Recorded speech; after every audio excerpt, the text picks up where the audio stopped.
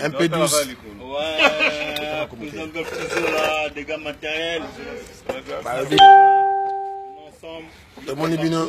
La cadre, Babi système toujours à Zénith. Il y a des messages. Bon, là on se prépare calmement. On se prépare Zénith au ballon qui est habité à sauter au bout quand on tout cotisage pour la bamie au bout quand on a dans les dégâts. Donc on va pas trop parler parce que ça sert à rien. Il faut parler, tu comme on dit, il faut battre action. Dans Zénith, on se prépare calmement. Là, tout sur la magama Zénith. Et Bandeni Zénith et les cas, comment on va faire par rapport à tout ce qui se passe, tout ça, donc on est ensemble. Bardi, Frédéric, Bertrand Solo, Libre Parcours, Jean-Pierre Lebeau. On est en train de voir Tonton Franck. Bienvenue chez nous aussi. On l'a même pas fait la bienvenue. Donc voilà quoi. Libre Parcours. Libre Parcours. Babi c'est ça ma Zénith. C'est important que tu oses donc confirmé. Déjà confirmé. Ah, les lois de la forêt. Mais prise, au moins Zénith à Malo. Habité, Zénith est bêta, on est bêta, mais bêta, le Zénith. Mais où est-ce que Zénith à Souka? Oh, mais ça Zénith à Souka. Donc Zénith aussi, le bas mité moukil mobile. Moi, on en est payé. Au bout, quand on est comme il est obligé, il faut voir son Zénith comme il y a. Parce que le niveau de ça, il faut que tu aies Zénith.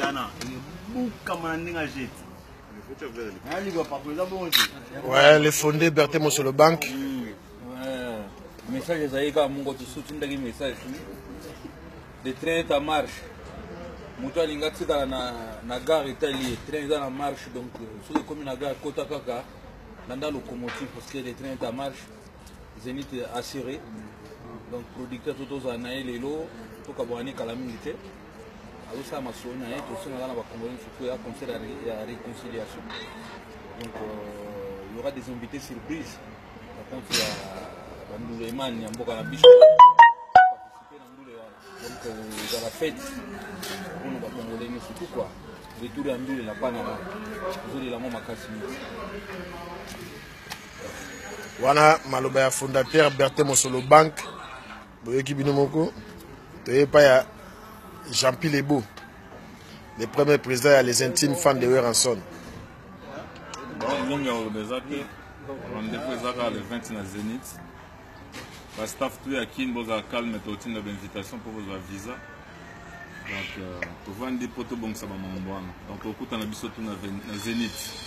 Check. Une nouvelle collection, Yangoma, au milieu du village. On est dans les préparatifs. Donc, nous sommes là déjà, toujours planifié au Malembe. Quand on est Berthe Mosolo,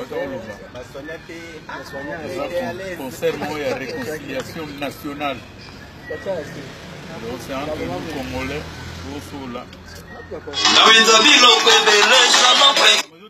Ils ont qui malamu, préparatif ils ont qui bien, malembe. Donc vous après vous bungama, talamingité. Bon c'est la longue musique maison mère au grand compte. Voilà quoi. Voilà badimalo les sages Fedingoma, nouvelle collection. Babi premier président fan club il y a Wenge musique à maison mère, Yewana. Le président en exercice, il y a les intimes fans de Weranson. Bardi là aussi. Message de présidentiel. Oyo ils allaient événement. Au sein de la Ndégonabiso, au bazar en Europe, au bazar aux États-Unis, en Asie, en Océanie, partout. Où ils ont événement planétaire. Les événements planétaires. Zénith a souka boyebi to beta ga on a date ni. Zénith et Lissus. Ils sont tombés na gaba vrai tonton. Les a peu occasion mon vieux pour la présentation ma petite formidable. Ah ouais. Ma petite formidable bazali bango balingi na bango ka Zénith balingi ACKT balingi Mimité balingi ka Zénith de Paris donc le 20 son les places aux allées ozobenga bango banani ba petite formidable donc les places aux allées petit na ya ba stratégie azali wa déjà dans une maçon ya masco de bala le vieux mascon n'a fait tozana et pour faire ça sombi déjà 40 billets donc ça sombi déjà 40 billets à vous automatique c'est bien ya moi na très événement boya to sepela na biso na bino to sepela na musique ka ndesa nisaba biso ninga le besoin te membre tout ya les intimes boza na monde entier ma petite sœur boza na kini ba vrai tonton ya les intimes ala bien na modem na Zénith net au monde merci beaucoup ouais là monsieur Frank ba homme d'affaires bazana biso toujours banga bayo ko apena confirmation ya Zénith ya le roi de la forêt message ni opesa na ba fan pour na Zénith ben na sangi na ba congolais tout aux ini conseil betama pour na réconciliation des Congo là c'est Frank Mathichi pamba awa na zepa golf na yebani mingi na pamba Mathichi voilà Pamba Masconda message ni opesa pour na Zénith ya Wera le 20 octobre pour na Zénith ya Wera le 20 octobre pour la musique et ya na lingi aya na motema la aya na message ba congolais tout ba passer na monde entier que biso ba congolais to na posa liberté mon hein ya ibagangote peut-être hier avec la mais avant les congolais ana posa azala donc na mboka na biso ya kimba moni soka sade masolona biso ya kimbango waza prophète na biso o ya tikala biso bandaka onza batikala biso soka sade masolona wana tokonne mais makamba sone ya makamando baba dulu baba ba tester banani bali makafuna dingo ko tawo biso hein bazala lekaka baba bazala na cadre ya république merci Masconda ok le grand patron Jatoko leader message nous ça dimanche tu dis que obeta leader dimanche aux na kati ya espace Noisy le sec obeta pour honneur ya Wenge Muzika hommage ya Wenge Muzika na King Kester Mener et puis okopé sa biso moi message il y a le 26 il y a message il y a le 26 et puis na Zénith il y a le roi de la forêt il y a le 20 octobre olobini na message tout ça là bon message zanga moko le roi de la forêt c'est la réconciliation le 20 octobre dans sa vie avec tout ça la réconciliation et ça déjà en cours na woto za alpha ya golf toujours na ACK et pas être le président de tous les présidents le président européen et tombé puis madame dimanche que tous na hommage que nous na reconnaissance à Kester mené ya et puis tout est que bana maison mère bala muka bazali na souci makasi na kolanda ngai côté espace Noisy le sec chez maman Gladys Mbala na Dieu Basenga pour aider avec Kobo Sanate les rois de la forêt quand on sait que na vers bino réconciliation il y a le 20 octobre donc ils ont plaisir à toi à tous en fait à ACK idée pas beaucoup passage bazar ba vérifier que ngombo chaque team ngate na moni pe moko Balbi la tête on la yebaka déjà na moni pe d'Orléans ndenge za la non tout na biso nyoso ouais donc balobi waneza maloba ya leader hein babi maloba ya leader voilà c'est confirmé balobi tozana le 26 oyo espace Noisy le sec et pas ya Gladys Mbala la danse Montana à savourer pour un hommage hein il y a rendre hommage à Venus King Kester Mené hein et puis les gars matériels ont confirmé que c'est confirmé.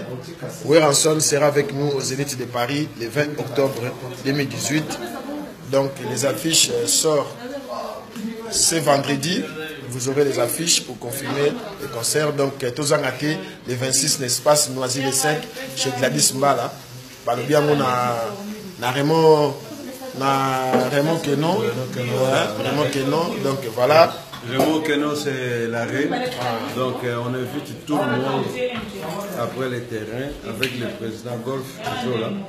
Donc, les 14h à l'aube. Comme l'artiste, c'est l'adresse qu'on donne. Donc, il y a un métro Raymond Quenon, un métro 5, au Kitiwana, l'espace Nazile 5, au Landika Nezagawa, les places à Bouné, la liste de Balabazawana. Donc, surtout, après, nous avons pour chaper affiche, il y a concert, il y a Zénith, il y a le roi de la forêt. Donc voilà, tout le monde venait nombreux. Babi contacté Gladys Mbala, la Dance Montana, Soko Lili, information Bengina, séquence information pour dimanche. Donc voilà, message de Gladys Mbala, on peut s'apprendre à battre dimanche. Moi, je vais pareil un biseau chez Golf Kizola. Le dimanche, la match là-bas la bandale.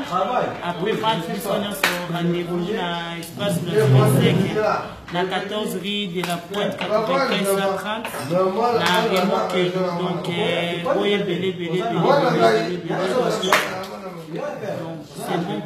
donc voilà, ce message à Gladys Mbala. Donc, tout le sur dimanche, dans l'espace Noisy de 5. Message nous allons répondre pour la Zénith, tu as vu que. Donc, tu as dit vraiment exalté. Mais la musique, on sonne que ça va Inda, ça va chauffer. De la part de Libre Parcours, ça va chauffer quoi. Zouara, Babi le 26, message nous repère ça. Le 26, dans l'espace Waouh. Mais ça va. Message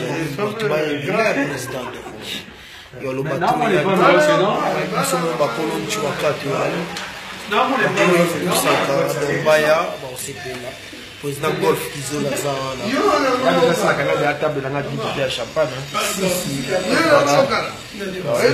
message est confirmé.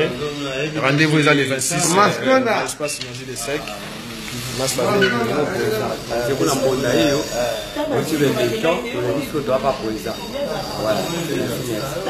Voilà, le message est toujours, c'est confirmé le 20 octobre 2018. Les élus de Paris, le roi de la forêt, les affiches vont sortir ce samedi. Merci, donc voilà.